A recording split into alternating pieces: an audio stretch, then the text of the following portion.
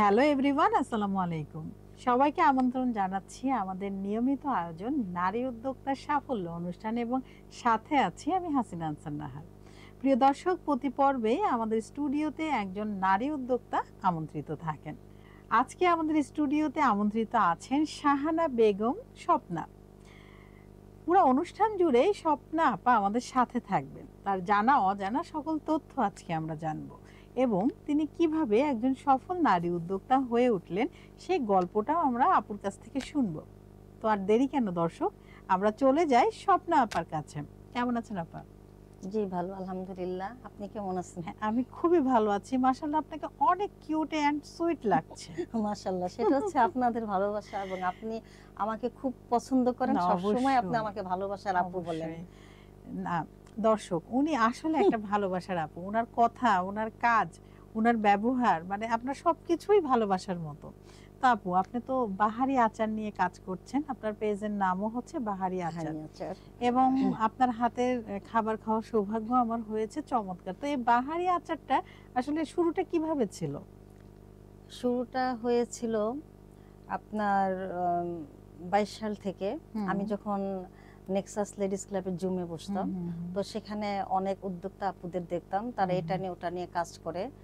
আর তখনই আমার মধ্যে কাজ আসলো যে আমিও কিছু একটা করি। আর আমার ছোটবেলা থেকে আমার একটা ইচ্ছে ছিল যে আমি নিজে পরিচিত হব, কিছু একটা করব। হ্যাঁ, এই জিনিসটা আমার ভিতরে খুব কাজ করতো, কিন্তু আমি কোনো পথ খুঁজে পেতাম না। কিভাবে নিজেকে প্রচার করব, কিভাবে আগাবো, মানে এসব খুব মাথার মধ্যে খেলতো। তো আমি ছোটবেলা থেকেই মনে করেন রান্না বান্না, তারপর আমাদের বুটিক্সের কাজ, আমি বিভিন্ন ধরনের সেলাই টেলাই, তারপর হাতের কাজ, ব্যাগের কাজ, তারপরে শো পিস, বিভিন্ন জিনিস আমি নিজে তৈরি করতাম এবং সেগুলিকে সব গিফট করতাম। এই মানে আত্মীয় স্বজনের মধ্যে দিয়ে দিতাম, বন্ধু বান্ধবরা নিয়ে যেত, সবাই খুব প্রশংসা করতো। কিন্তু কখনো চিন্তা করি না যে এটা নিয়ে আমি একটা কাজ করতে পারি। কিন্তু মনের মধ্যে একটা সুপ্ত বাসনা ছিল যে আমি নিজে কিছু করব। আমার লাইফটা একটু অন্যরকম। আমি আমার মানে বাবার বাসাও খুব একটা রেস্ট্রিকশন ছিল। তারপরে বিয়ে যখন হলো, এটাও অনেক রেস্ট্রিকশন। তারপরে বাবার বাড়িতে যে ধরনের স্বাধীনতা পেতাম, এটা কিন্তু শ্বশুর বাড়িতে আমার হয়ে উঠতো এটা না। হয় না, সবসময় হয় না। হ্যাঁ, তবে আমার মানে আব্বা আম্মা ওনারা এখন নাই, তারা চলে গেছেন। তো আমার আব্বা আমাদেরকে খুব উৎসাহ দিত। আমি লেখালেখি করতাম, তারপর আবৃত্তি করতাম। তো আমার বাবার খুব ইচ্ছে ছিল যে আমি একজন সাংবাদিক হব। আর আমার এক মামা ছিলেন, উনিও মারা গেছেন। উনি আমাকে সবসময় সাংবাদিক বলতেন। তা আমার খুব ভালো লাগতো সাংবাদিক বলতো। তো যখন আমি ইন্টারমিডিয়েট পড়ি, তখন আমাদের কলেজ থেকে, তো আমি গার্লস গেটে ছিলাম, তো আমাদের নিয়ে যাওয়া হয়েছিল আপনার ন্যাশনাল পার্কে বৃক্ষরোপণ উপলক্ষে। তো সেখানে গিয়ে আমি সুন্দর একটা মানে প্রতিবেদন লিখেছিলাম, তো সেটাও প্রচার করা হয়েছিল। তো সেখান থেকে আমার মামা আমাকে সাংবাদিক বলতো। আর আমার যখন লেখালেখি যখন কোনো একটা পত্রিকায় ছাপা হতো, আমার আব্বা খুব খুশি হতেন। এবং আমার আম্মাও লেখালেখি করতেন। আমার আম্মা খুব ভালো লিখতেন এবং উনি খুব সুন্দরী ছিলেন, অনেক গুণের ছিলেন। ওনার রান্না বান্না খুবই মজার ছিল। তা আমার আম্মাকে দেখতাম সব সময় মানে খুব মজার মজার খাবার রান্না করতেন। হ্যাঁ, একটা বিশেষ রান্না আন্টি করতেন। আপনি বলেছিলেন যে আন্টিকে আনবেন সে রান্নার জন্য। সেটা আমার ষষ্ঠ খণ্ড সপ্তম খণ্ডেও আপনি দিতে চান। তো রেসিপিটির নাম বলুন। সেটা হচ্ছে ইলিশের আনানাচু। ওয়াও! সেটা আমার মা ইলিশ মাছ দিয়ে আপনার আনারস যেটা রান্না করে, এটা খুবই মজার। রেসিপিটা কি আমাদের দর্শকের সাথে শেয়ার করতে পারবেন? হ্যাঁ, পারবো। আচ্ছা, তাহলে একটু বলুন, দর্শকরা উপকৃত হবে। এটা হচ্ছে, আমি এখন এমনি একটা বলি যে মেজারমেন্ট আমি হালকা মতন বলি, এখন যেহেতু আমি কোনো কিছু করতেছি না। মনে করেন একটা মাছের যদি 4-5 টুকরা হয়, তো সেখানে আপনার 1 কাপের মতন আনারসটাকে আমরা গ্রেড করে নিই প্রথমে। এটাকে ছুলে। এটা কোন অঞ্চলের? এটা আমাদের বরিশালের। এটা হচ্ছে এটা জামাই আদর। জামাই আদর, আচ্ছা। মানে জামাই বাসায় আসলে তাকে আদর করে রেসিপিটা তৈরি করে খাওয়ানো হয়। হ্যাঁ, বুঝতে পেরেছি। তো প্রথমে মাছটাকে একটু হলুদ মরিচ দিয়ে একটু মাখায় রাখা হয়। তারপরে আপনার প্রথমে আনারসটাকে আমরা গ্রেড করে রাখি। তো এটা মাছের আমি যে পরিমাণ মাছ নেব 4-5 টুকরা যদি আমি মাছ নেই সেখানে আপনার 1 কাপ আনারসের গ্রেট লাগে। তো মাছটাকে প্রথমে একটু হালকা মশলা যেমন হলুদ মরিচ লবণ দিয়ে যেটা বেসিক আর কি আমরা করি, হ্যাঁ মাখায় রাখি। তাই এটাকে যদি আমি ভেজে করি তাহলে কিন্তু ভালো লাগবে না। না না, অথেন্টিক রেসিপি গুলো আমরা হাতে মাখায় রাখলে খুব মজা হয় জিনিসটা। তো এটা কতক্ষণ মাখিয়ে রেখে তারপরে একটু চুলায় তেল দিয়ে দিলাম। সেটা আমাদের পরিমাণ মতন তেল দিলাম, 3-4 চামচ হইতে পারে তেল, অত বেশি তেল দেওয়ার দরকার নেই কারণ ইলিশ মাছে ভালো তেল থাকে। তারপর একটু পেঁয়াজ, কাটা পেঁয়াজ দিলাম, একটু কাটা কাঁচামরিচ দিলাম, একটু পেঁয়াজ বাটা দিলাম, দিয়ে এটাকে খুব ভালো মতন কষাতে থাকি। হলুদ মরিচের গুঁড়া লবণ যা যা লাগে এগুলি দিয়ে একটু কষানোর পরে তারপর আমরা করব, এই আনারসটা দিয়ে দিলাম, দিয়ে এটা একটু কষাতে থাকবো। কষাতে যখন এর উপরে যখন তেলের মতন একটু হয়ে আসবে তখন আমরা ইলিশ মাছটা ছেড়ে দিব। দিয়ে এটা নিয়ে একটু নাড়াচাড়া করে তারপর আমরা পরিমাণ মতন 1 কাপ পানি দিয়ে দিব, বেশি পানি দিব না। তারপর এটার মধ্যে কাঁচা মরিচ কেটে মানে 5-6 টুকরা যে যেরকম ঝাল খায় ওরকম কাঁচা মরিচ দিয়ে দিব। দেওয়ার পর যখন আমি দেখবো যে তেলটা উপরে উঠে চলে আসছে, সুন্দর একটা ঘ্রাণ, আমার মনে হয় নাকে ভাসতেছে সেই ঘ্রাণটা, মানে তখন আমরা এটাকে নামিয়ে রাখবো। তারপর সুন্দর একটা ডিশে পরিবেশন করব।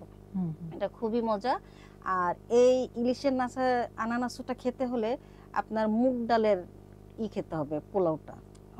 মুগ ডালের পোলাওর সাথে খুবই মজা লাগে, এটা খুবই মজা লাগে। দর্শক, আপা কিন্তু রেসিপিটি বলে দিয়েছে, আপনারা বাসায় অবশ্যই ট্রাই করবেন এবং কেমন হয় টেস্ট অবশ্যই আমাদের কমেন্ট বক্সে জানাবেন। আরো নতুন নতুন রেসিপি পেতে চোখ রাখবেন আমাদের 21সংবাদ.com এবং দৈনিক কালের সমাজে।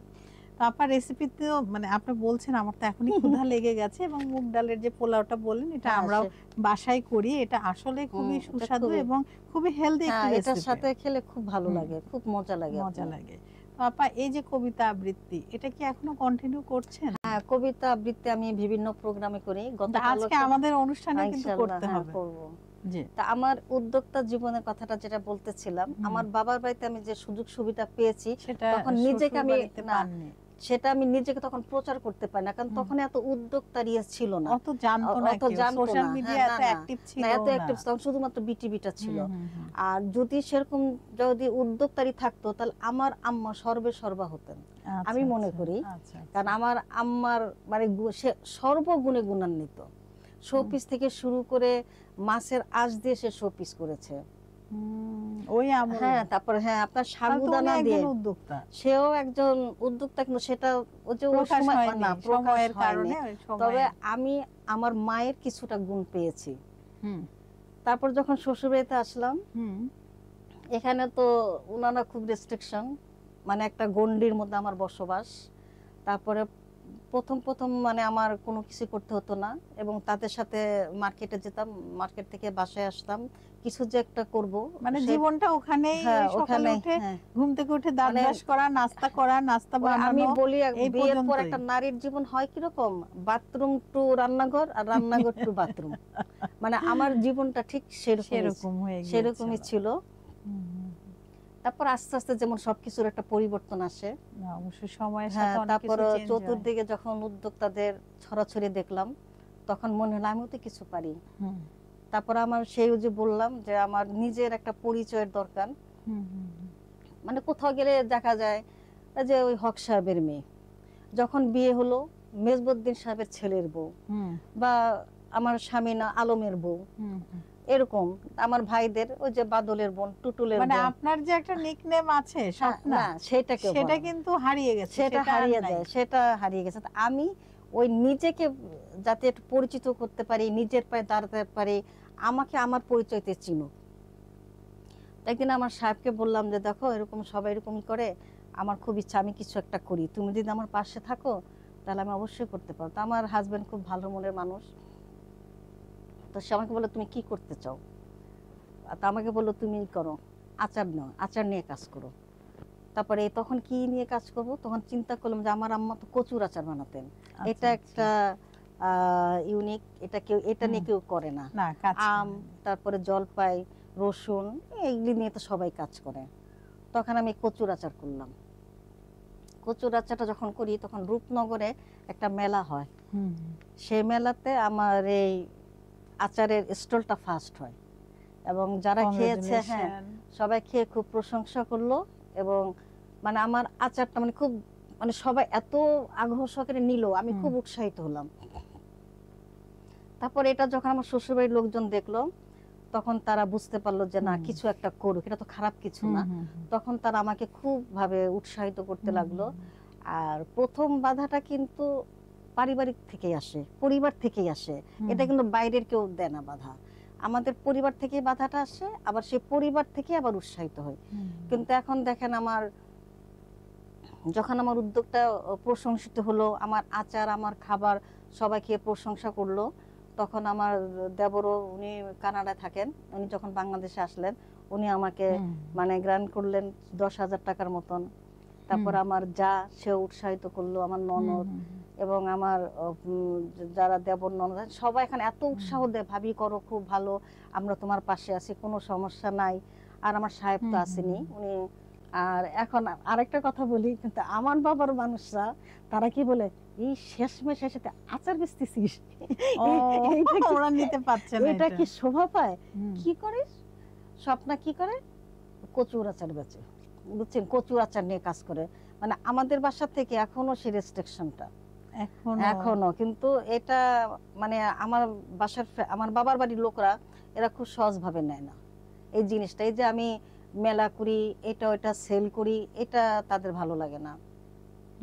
কিন্তু আমি যখন আমার একটা সময় বুটিক ছিল, আমার ভাগ্নির সাথে একসাথে আমরা অ্যাড ছিলাম, ওর নাম ছিল লিজা, ও কানাডায় থাকে, এবং আমার যে ছোট ননদ শিল্পী ও মারা গেছে, ও বেবি বুটিক্স নিয়ে কাজ করতো। তো আমরা দুজনে মিলেই, ও বানাতো আমি সুতার কাজ করতাম, এটা আমাদের প্রচুর চলতো। আমরা বেডশিট থেকে শুরু করে, পাঞ্জাবি থেকে শুরু করে, মানে বাচ্চাদের জামা এবং বড়দের পর্যন্ত এভরিথিং, এমনকি পাপোশটা পর্যন্ত আমরা করেছি। কিন্তু তখন কিন্তু এত উদ্যোগের ইয়া ছিল না, সেটা হতে কি ওই কাজটা জানে, ঠিক আছে ওর থেকে আমি নিলাম, এরকম। মানে ও আশেপাশে মানুষ জানতেছে, ওরা আমাদের কাছ থেকে শপিং করলো। কিন্তু এখন যদি সেটা আমি ধরে রাখতাম, তাহলে আমার মনে হয় আমি অনেক ভালো করতে পারতাম। কিন্তু আমার ওই বিয়ের পরে আমার লাইফটাই অন্যরকম হয়ে গেছে। আমার সবারই তো বাচ্চা কাচ্চা নিয়ে তখন মানুষ ব্যস্ত হয়ে যায়, তাদের লালন পালন করতে গিয়ে তো একটা সময় দিতে হয়। এর ফাঁকেই কিন্তু আপনি যতই শিক্ষিত হন ওই চাকরিটা কন্টিনিউ করতে পারেন না, তখন মানুষ এই উদ্যোক্তা জীবনটা বেছে নিতে পারে, কারণ এখানে আয়ও আছে, ঘরে বসে ইনকামও করতে পারবে, আবার নিজে কর্মের সংস্থান করবে, আরো 4 জন যারা আপনার সাথে যুক্ত আছে তাদেরও কিন্তু কর্মের সংস্থান হচ্ছে। না, আমার শ্বশুর শাশুড়ি একটা কথা বলতেন, মেয়ে হয়ে জন্মাইছো, ছেলে পেলে মানুষ করবা, আত্মীয় স্বজন আসবে, আদর যত্ন করবা, এটাই তো মেয়েদের লাইফ। এখন এই যে একটা গন্ডির মধ্যে বসবাস, এই গন্ডি থেকে কিন্তু আমাদের বের হতে হবে। আজকে যেমন আমি বের হতে পারছি আমার স্বামীর হাত ধরে, আমার মতো এরকম অনেক নারীরা কিন্তু এরকম গন্ডির মধ্যে এখনো আবদ্ধ আছে। এবং অনেক আপনাদের কাছ থেকে শুনেছি, আপনাদের সাক্ষাৎকারে, যে অনেক নারীরা এখনো গন্ডির মধ্যে আছে, বের করতে চাইলেও তারা পারতেছে না।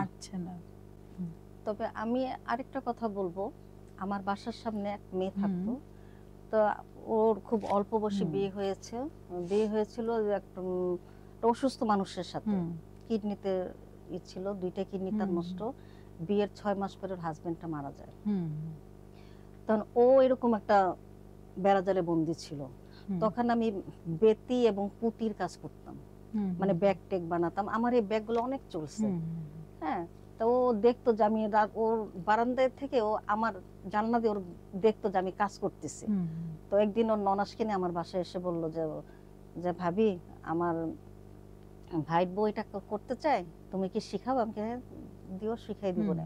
তো আমি ওকে শিখালাম, কিন্তু ওর ব্রেনটা এত ভালো ছিল যে অল্পতে সে ধরতে পারতো কোনটা দিয়ে কোনটা কি করবে। এখানেও আমার শ্বশুরবাড়ি থেকে বাধা, শিখাতে পারবো না কাউকে। মানে আপনি নারী, আপনি কিছু করতে পারবেন না, 4 দেওয়ালের মাঝেই থাকেন, আমার 4 বিষয়টা বিষয়টা এরকম। তখন আমি ওকে শিখালাম, ওকে আমি বললাম যে ওর হাজবেন্ড মারা গেছে, ওর বাবা ওকে নিয়ে যাবে। তখন আমি ওকে বললাম যে তোমাকে যা শিখিয়ে দিছি, তুমি দেখে কিছু করতে পারো কিনা। হ্যাঁ, তো ও সেটাকে নিয়ে, ওর দেশের বাড়ি হচ্ছে বরিশাল, ওর নাম হচ্ছে সুমি। ও যদি আমার এই প্রোগ্রামটা দেখে ও খুব খুশি হবে, তবে মেয়েটা খুবই ভালো। তো ও ওইখানে গিয়ে ও এই যে কাজগুলা করছে, করে ও আরো 10টা নারীকে শিখাইছে, এবং শিখে তাদেরকে সে স্বাবলম্বী করছে। ও নিজেও একটা শোরুম দিছে। ও আমাকে অনেকবার বলে যে ভাবি তুমি একদিন আসো, আমার এটা তুমি দেখে যাও, আজকে তোমার জন্য আজকে আমার এই এতদূর উন্নত। তো আমি যেতটুকু জানি আমি সেতটুকু আমি অন্যকে শেখাতে চেষ্টা করি। আবার আমি যে পথে হাঁটি আমার সাথে তাদেরকে আমি হাঁটার চেষ্টা করি। এটা অনেকেই জানে যে আমি আমি যেখানে থেকে যেখানে ভালো কিছু আছে তখন আমি মনে করি যেন আমার সাথে আরেকটা নারীও ভালোর পথে আসুক। আপনি সব দিক থেকে হেল্প করেন, মানে নারী উন্নয়নে আপনি এগিয়ে আমি চেষ্টা করেন নারীদেরকে স্বাবলম্বী করার জন্য চেষ্টা করেন, অথচ আপনি নিজে অনেক কষ্ট করে এই পর্যন্ত এসেছেন। আপনার এত মেধা ছিল, মেধা থাকা সত্ত্বেও সেগুলো ওইভাবে কাজে লাগাতে পারেননি, কারণ পারিবারিক একটা ব্যাপার ছিল। তারপরেও যে ভাই আপনাকে সাপোর্ট করেছে, বাহারি আচার নিয়ে কাজ করার অনুমতি দিয়েছে এবং হেল্পও করেছে, এজন্য ভাইয়া আপনাকে অসংখ্য ধন্যবাদ। আসলে আমাদের এই পরিবারের একজন যদি হেল্প করে, বিশেষ করে আমাদের যে স্বামী থাকেন উনি যদি সাপোর্ট করে, তাহলে কিন্তু তখন আর কেউ কিছু বলতে বা করতে পারে না। আসলে সাপোর্ট করতে হবে। আপার অনেক মেধা ছিল, মেধাকে কাজে লাগানো হয়েছে। তো এরকম প্রতিটা নারীরই কিন্তু কিছু না কিছু মেধা থাকে। আপা বলছিলেন আপার ডাক নামে কেউ ডাকতো না, কিন্তু আজ বাহারি আচারের কারণে আপার সেই স্বপ্নের নামটা আবার এসেছে। তো আমার মনে হয় যে এটা অনেক সম্মানের। আর তাছাড়া আমি তো আপনার যে রেসিপি ষষ্ঠ খণ্ডের রেসিপিতে আমি রেসিপি দিয়েছি, আবার এই সব ষষ্ঠ খণ্ড দিয়েছি, এবং ষষ্ঠ খণ্ডে যে আপনাদের বিশাল একটা প্রোগ্রাম হলো সেখানে আমি কচুর কোরমা করেছিলাম, সেটাও কিন্তু একদম মানে পপুলার একটা ভাইরাল আইটেম হয়েছে, এবং সে এটা আমার এটা নিয়ে আমি উইনারও হয়েছে, আমি পুরস্কৃত হয়েছি, আচ্ছা কংগ্রাচুলেশন, সার্টিফিকেট পেয়েছি। তারপর ফ্রান্স স্পাইসি থেকে আমার গিফট পেয়েছে, আমার 1 বছরের মশলা হয়ে গেছে। অনেক অনেক ধন্যবাদ। এবং আপনি তো টিভিতেও অনেক অনুষ্ঠানে গিয়েছেন। রোজার মধ্যে আপনার টিভিতে ঐতিহ্যবাহী খাবারের যে খাবার চেয়েছিল সেখানে আমি যে কটা দিছি তার মধ্যে আমার খেসারি ডালের মুড়ির বড়াটা এটা স্থান পেয়েছে। আর্ট টিভিতে এটাও প্রচার করা হয়েছে। আর আমি এই জন্য আমি ষষ্ঠ খণ্ডের রেসিপির যে আমি এই বইয়ের সম্পাদক, বাংলাদেশের ঐতিহ্যবাহী রান্না 100 রেসিপি। তো আপু ওটাই বলছিল, আমাদের এই ষষ্ঠ খণ্ডের যে উদ্বোধন অনুষ্ঠান ছিল সেখানে আপু কম্পিটিশনেও ছিলেন এবং আপু কিন্তু উইনার হয়েছেন।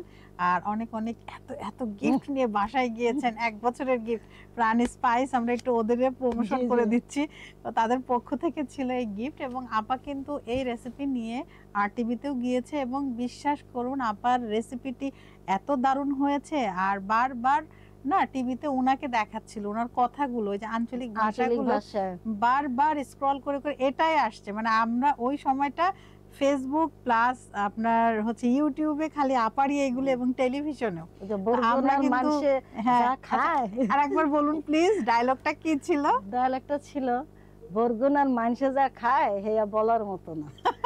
আর আরেকটা হচ্ছে যে আপনাদের আরেকটা প্রোগ্রাম ছিল পত্রিকার উদ্যোক্তার পাতায়, সেখানেও আমি বরিশালের ঐতিহ্যবাহী খাবার আর বিস্কি দিয়েছি, বিস্কি দিয়েছিলাম, সেটাও সেখানে উইনার হয়েছে। ওইখানে আমি পারফেক্ট ইলেকট্রনিক্স থেকে গিফট হ্যাম্পার পেয়েছি, সেটাও আমার পরিচালনায় ছিল, সেটাও কিন্তু অনেক দারুণ হয়েছে। সেটাও অনেক দারুণ হয়েছে, সবাই খেয়ে খুব প্রশংসা করেছে, এবং সেখানে আমার কচুর আচারও ছিল, সবাই খেয়েছে।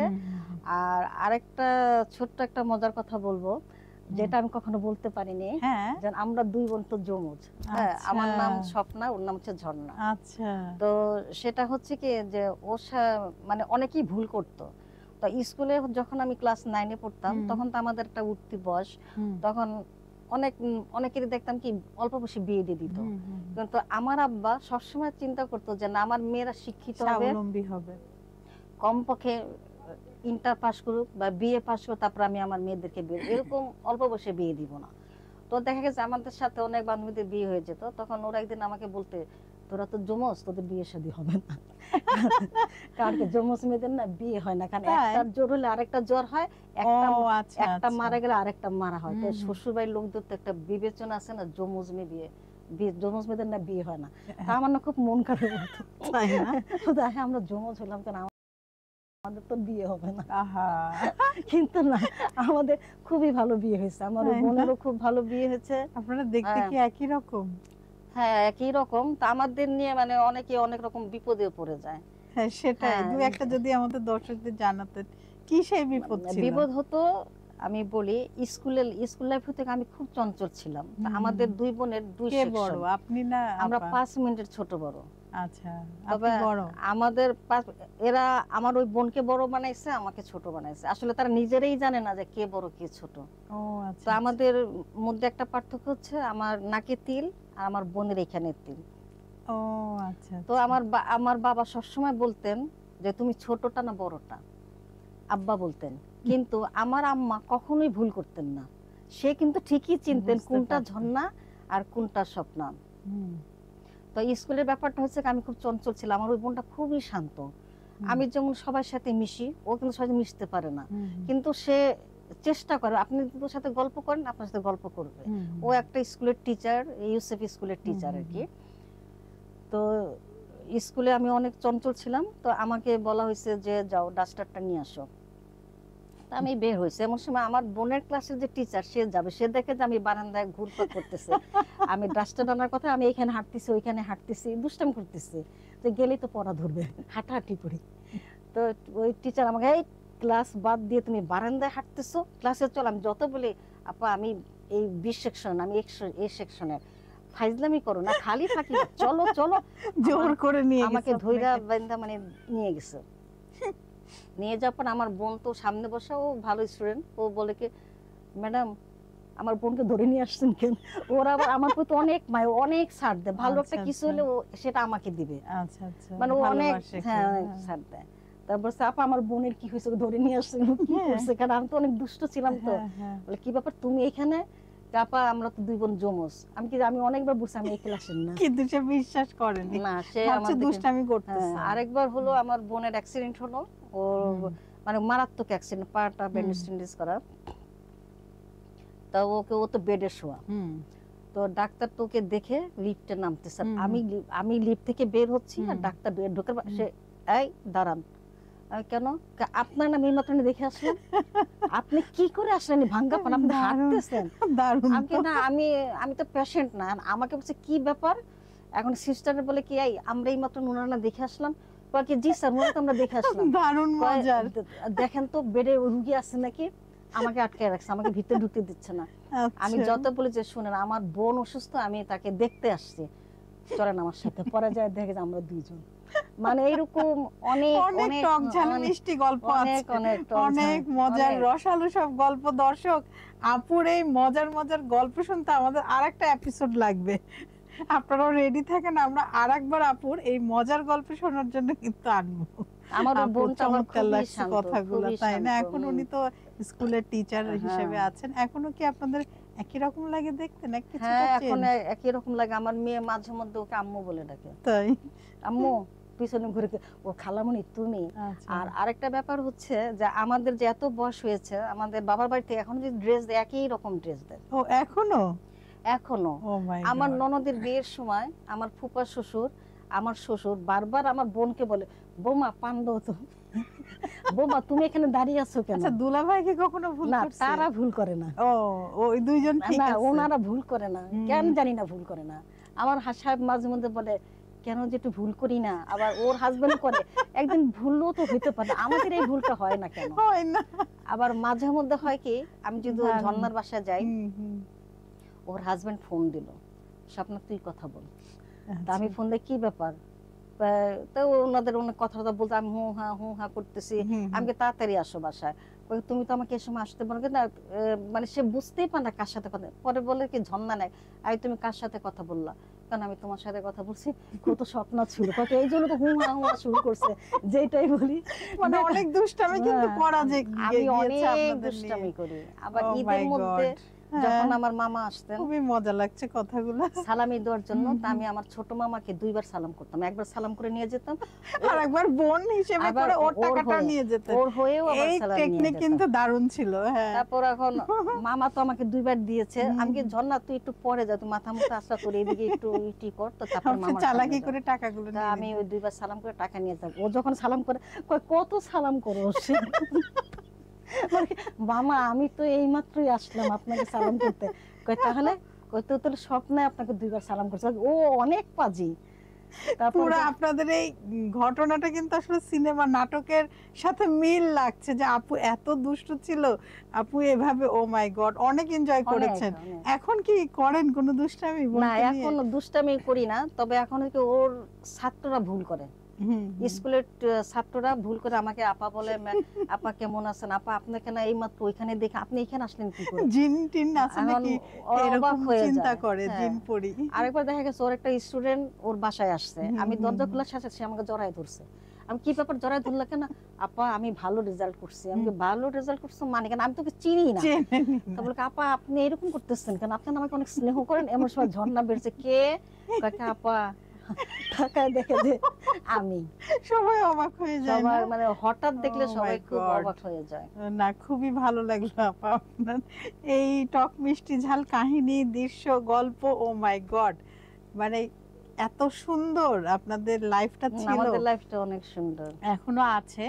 আসলে আপনারা যে সুযোগ সুবিধাগুলো পেয়েছেন, আমাদের বাচ্চারা কিন্তু সেগুলো না পাচ্ছে না না। না না। পুরো ফার্মের মুরগি, তারা ফার্মের মুরগি। এনজয় গুলো করতে পারে না। তো সেক্ষেত্রে আসলে আপনার পরামর্শ কি, যে এখন বাচ্চারা কিভাবে বাবা মা টেক কেয়ার করবে, যদি দর্শকদের একটু বলতেন। এখনকার বাচ্চারা তো মোবাইলের উপরই থাকে। হুম, এখন বাচ্চারা, আগে যেমন আমরা খালা মামা বা হুম, কেউ আসলে তাদেরকে আমরা সময় দিতাম, দূর যেয়ে দেখা করতাম, পিছুই ছাড়তাম না যাতে হুম, হুম, চলে না যায়। আর হুম। এখনকার বাচ্চারা কি করে, সারাদিন মোবাইলে থাকে, কম্পিউটারে থাকে, হুম, হুম। ল্যাপটপে থাকে।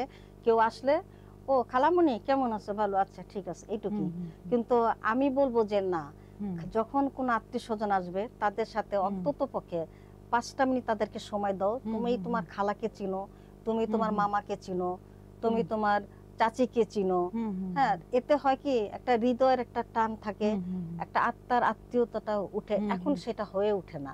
এখন হচ্ছে কি, মানে কি বলবো, মানে এত ডিজিটাল হয়ে গেছে, সবাই এত কমার্শিয়াল হয়ে গেছে যে তাদেরকে নিয়ে তারা ব্যস্ত। না, কথা সেটাই। ঠিকই বলেছেন। আর কেউ যদি উদ্যোক্তা হতে চায়, মানে এই আমাদের এই প্রফেশনে আসতে চায়, ফুড হোক, ক্লথিং হোক, যেটাই, তো তার আসলে করণীয় কি, সে কিভাবে আসবে? তাদের আসলে এটা খুব একটা কঠিন ব্যাপার। যেমন আমি অনেক কঠিনের, মানে অনেক কঠিন, মানে অনেক চড়াই উতরাই চ্যালেঞ্জ পর পার আপনি করে এই আমার এই পর্যন্ত পর্যন্ত আসতে হয়েছে। আমার এক জায়গায় যেতে হলে 7 দিন আগে আমার প্ল্যান প্রোগ্রাম করতেছে, আমি কোথায় যাব, আমার পারমিশন নিতে হয়েছে, আমি কি অনেক নিয়ে বিষয় ছিল আপনার। হ্যাঁ, অনেক। তো যাদের খুব ইচ্ছা আছে তাদের মনোবল শক্ত রাখতে হবে, তাদের ইচ্ছা শক্তিকে মানে ধরে রাখতে হবে না আমি এটা করব, মানে আমার এটা এটা করতেই হবে, যেভাবে হোক। আমি এখান থেকে যত বাধা আসুক, কিন্তু একটা সময় কিন্তু এই বাধাটা থাকে না। যখন তার সফলতার মুখ দেখে, যখন 2টা পয়সা আসে তার হাতে আসে, যখন তার পরিবারকে যখন বলতে পারে যে আমি এই গিফটটা পেয়েছি, আমি এই জিনিসটা পেয়েছি, তখন এটা একটা উৎসাহ। হ্যাঁ, এইভাবে আমার কথা হলো যে কোনো উদ্যোক্তা যদি তার উদ্যোগকে নিয়ে যদি তার সামনে এগিয়ে আসতে চায়, তার মনোবল, তার অধ্যবসায়, তার চেষ্টা, তার আত্মবিশ্বাসটাকে এমন ভাবে শক্ত করে ধরতে হবে যে না আমার যেতেই হবে, সেটা যত রকম বাধা আসুক, সেই বাধা তাকেই পার করতে হবে, তাকেই মোকাবেলা করতে হবে, তাহলে সে একজন ভালো উদ্যোক্তা হতে পারবে। খুব চমৎকার বললেন দর্শক, চমৎকার ভাবে আপা আমাদেরকে বললেন। আসলে ধৈর্য শক্তি, ইচ্ছা শক্তি, মনোবল, দৃঢ় মনোবল আমি বলবো, এবং কাজের প্রতি ভালোবাসা থাকতে হবে, এবং নিজের কাজে সৎ থাকতে হবে।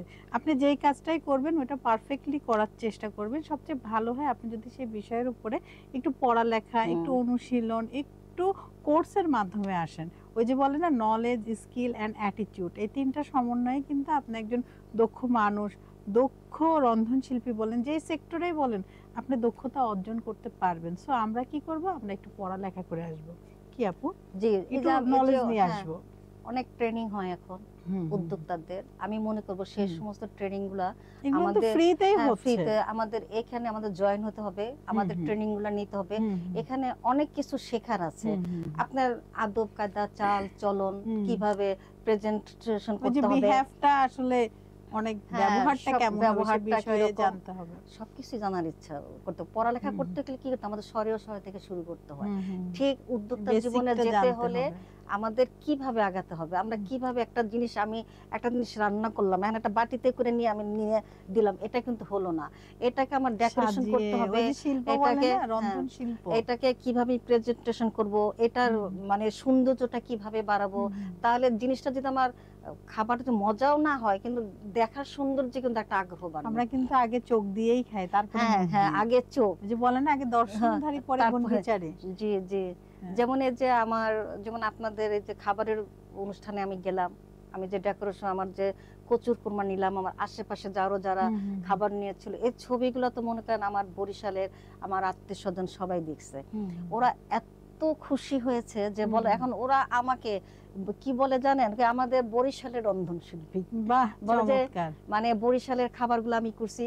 তো ওরা সবাই বলতেছিল যে তুমি আমাদের বরিশালের যে ঐতিহ্য খাবারগুলোকে তুলে ধরছো, এই জন্য আমরা আমাকে বরিশালের আমাদের দেশের পক্ষ থেকে ওরা আমাকে অভিনন্দন জানিয়েছে। চমৎকার। এটা কিন্তু অনেক বড় পাওয়া আপনার জন্য। এটার জন্য আমি ধন্যবাদ দিব এই আপনার ষষ্ঠ খণ্ডের যে রেসিপি হাসিনা নাহার আপুকে, থ্যাংক ইউ সো মাচ।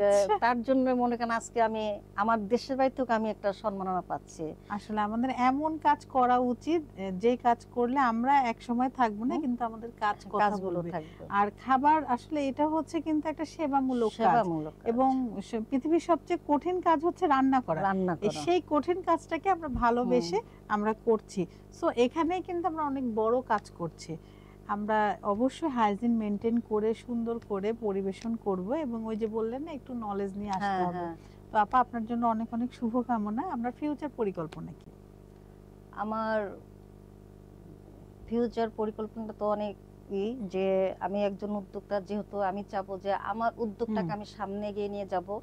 আর আমার এই উদ্যোগে যে সমস্ত নারীরা পিছিয়ে আছে, তাদেরকে যদি আমার এই উদ্যোগের মাধ্যমে যদি তাদেরকে যদি আমি আমার কাছে টানতে পারি, তাদেরকে যদি আমি শেখাতে পারি, বা তারা যদি গণ্ডি থেকে বের হয়ে যদি একজন সুন্দর একজন ভালো উদ্যোক্তা হতে পারে, আমার উদ্যোক্তা নিয়ে আমার সামনে এগিয়ে যেতে চাই। এবং আপনার এই আচারের হচ্ছে পেজটাকে আরো চারিদিকে ছড়িয়ে দেয়া, শাখা প্রশাখা করতে চান নিশ্চয়ই। তো আপনার সিগনেচার আচার কোনটা? আমার হচ্ছে আমার সিগনেচার আচারটা হচ্ছে কচুর আচার।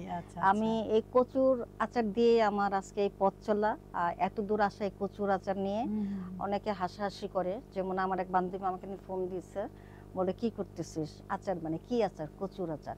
গালিগালাজ করিস কেন? কচুর আচার বানাস, দেখা হয় না, সাক্ষাৎ, তাই বলে কি গালিগালাজ করবি? আমি না, সত্যি কচুর আচার মানে, তুই ভিডিও করে তুই দেখ। তো এই যে কোথাও গেলে আমাকে অনেকে কচুর আলী বলে, তা এটাতে আমি মাইন্ড করি না। আমি খুব প্রাউড ফিল করি যে না, আমার কচুর আচারটা মানে ব্র্যান্ড হয়ে গেছে সবার মুখে মুখে। আমি কোনো প্রোগ্রামে গেলে সবাই বলে কি কচুর আচার আনছো, সবাই আমাকে জিজ্ঞেস করবে কচুর আচার আনছো কিনা। তো আমার এই আচারের পাশাপাশি আমার আরেকটা স্বপ্ন হচ্ছে আমাদের টপ 1টা সিনথেটিক ডিটারজেন্ট পাউডার। তো আমার সাহেব তো রিটায়ার্ড পারসন, তো এখন কিছু তো একটা করতে হবে। তখন আর কি আমরা এই টপ 1 এই পাউডারটা নিয়ে কাজ করতেছি।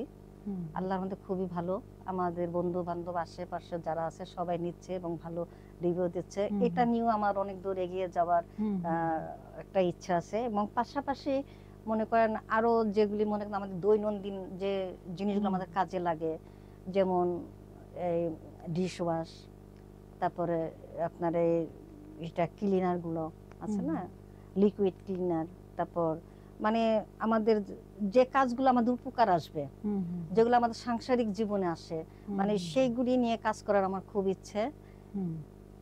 আর পাশাপাশি আমার লেখা, আমার আবৃত্তি, এটাকেও আমি একটু সামনের দিকে আরো এগিয়ে নিয়ে আপনার আবৃত্তি আমরা শুনবো, একটা আবৃত্তি আমাদের দর্শকদের জন্য হয়ে যাক। আচ্ছা, আমি আজকে নির্মলেন্দু গুণের একটা কবিতা আবৃত্তি করি। এই কবিতা আমার খুব ভালো লাগে। কবিতার নাম হচ্ছে ক্ষেত মজুরের কাব্য। মুগুর উঠছে, মুগুর নামছে, ভাঙছে মাটির ঢেলা, আকাশে মেঘের সাথে সূর্যের জমেছে মধুর খেলা। ভাঙতে ভাঙতে বিজন মাঠের কুয়াশা গিয়েছে কেটে, কখন শুকনো মাটির তৃষ্ণায় শিশির খেয়েছে চেটে। অতটা খেয়াল রাখেনি কৃষক, মগ্ন ছিল সে কাজে। হঠাৎ পুলক পবন হৃদয়ে পুষ্পিত হলো লাজে, ফিরিয়া দেখিল বধূটি তাহার পিছনে আলের পরে বসে আছে, যেন ফুটে আছে ফুল গোপনে চুপটি করে। সামনে মাটির লাল শানকেটি জরির আঁচলে বাঁধা, আজ নিশ্চয় মরিচে রসুনে বেগুন হয়েছে রাধা। হাসিয়া কৃষক মরাল বাঁশের মোরগ ফেলিয়া দিয়া, কামুক আখির নিবিড় বাঁধনে বাঁধিল বধূর হিয়া। বরুণ গাছের তরুণ ছায়ায় দুজনে সারিল ভোজ, বধূর ভিতরে কৃষক তখন পাইল মনের খোঁজ। মেঘ দিল ছায়া বন সঙ্গমে, পড়িল বধূর আশা। মনে যাই থাক, মুখে সে বলিল মর্গে বর্গা চাষা। শব্দটি তার বক্ষে বিঁধিল ঠিক বর্ষার মতো। এই জমিটুকু আমার হইলে কার কি বা ক্ষতি হতো। কাতর কণ্ঠে বধূটি শুধালো, আচ্ছা ফুলির বাপ, আমগো একটু জমিন হবে না? জমিন চাওয়া কি পাপ? খোদার জমিন ধনির দখলে গেছে আইনের জোরে, আমাগো জমিন হইব যেদিন আইনের চাকা ঘুরে। অসহায় বধূ জানে না নিয়ম কানুন কাহারে বলে, স্বামীর কথায় আখি দুটি তার সূর্যের মতো জলে। বলদে ঘোড়ায় গাড়ির চাক্কা, নারীর চাক্কা স্বামী, আইনের চাক্কা আমারে দেখাও, সেই চাক্কা ঘুরামো আমি। কৃষক তখন রুদ্রবধূর জরায়ে চরণ দুটি, পাত নয় যেন অন্ধের হাতে লাঙর খানার রুটি। যতটা আঘাত সয়ে মৃত্তিকা উর্বর হয়ে ঘায়ে, ততটা আঘাত সইল না তার বধূর কমল পায়ে। পা দুটি সরায়ে বধূটি কহিল, করো কি ছাড়ো। আরে মানুষে দেখলে জমিন তো দিবে না, দুর্নামে দিবে আরো। পরম সোহাগে কৃষক তখন বধূর অধর চুমি, হাসিয়া কহিল, ভূমিহীন কই আমার জমিন তুমি। আকাশে তখনও সূর্যের সাথে মেঘেরা করিছে খেলা, মুগুর উঠছে, মুগুর নামছে, ভাঙছে মাটির ঢেলা। বাহ, চমৎকার। আমরা তো পুরা মানে আপার কবিতার মধ্যে আমি পুরা ঢুকে গিয়েছিলাম। চমৎকার কণ্ঠ আপার, চমৎকার কবিতা। আপা অনেক সুন্দর কবিতা আবৃত্তি করেছেন, এটা নিয়ে কাজ করবেন আশা করি, এবং সামনে আরো অনুষ্ঠানগুলোতে আপনার কবিতা যেন আমরা শুনতে পাই। তো আপা আমরা কথা বলতে বলতে কিন্তু অনুষ্ঠানের একদম শেষ দিকে চলে এসেছি। আপনার কেমন লাগলো আমার এখানে এসে? আপনাদের অনুষ্ঠানে এসে আমার খুব ভালো লেগেছে। এত সুন্দর একটা প্ল্যাটফর্ম, আর নারী উদ্যোক্তাদের নিয়ে যেহেতু একটা প্রোগ্রাম, এখানে সবাই তার মনের কথাগুলো নির্দ্বিধায় বলতে পেরেছে। আমিও আমার অনেক কথাগুলো বলতে পেরেছি নির্দ্বিধায়। আর বিশেষ করে আপনার উপস্থাপনা সত্যি মনোমুগ্ধকর, আমার খুবই ভালো লেগেছে। আর এই প্ল্যাটফর্মের জন্য অনেক অনেক ধন্যবাদ। বুঝতে পেরেছি আপা, আপনি অনেক সুন্দর বলেন, আপনি সামনে আরো এগিয়ে যান আমরা আশা রাখি, এবং আরো উদ্যোক্তা উন্নয়নে কাজ করেন। আপা আবারও নতুন কোনো আয়োজনে আপনার সাথে দেখা হবে, ভালো থাকবেন। দর্শক আপনারা যারা এতক্ষণ আমাদের সাথে ছিলেন, আপনাদের সবাইকে অসংখ্য ধন্যবাদ। আবারও নতুন কোনো অতিথিকে নিয়ে আমি হাসিনা আনসার নাহার আপনাদের সবার মাঝে উপস্থিত হব। ততক্ষণ পর্যন্ত আপনারা সবাই ভালো থাকুন, সুস্থ থাকুন এবং আমাদের সাথে থাকুন। আল্লাহ হাফেজ।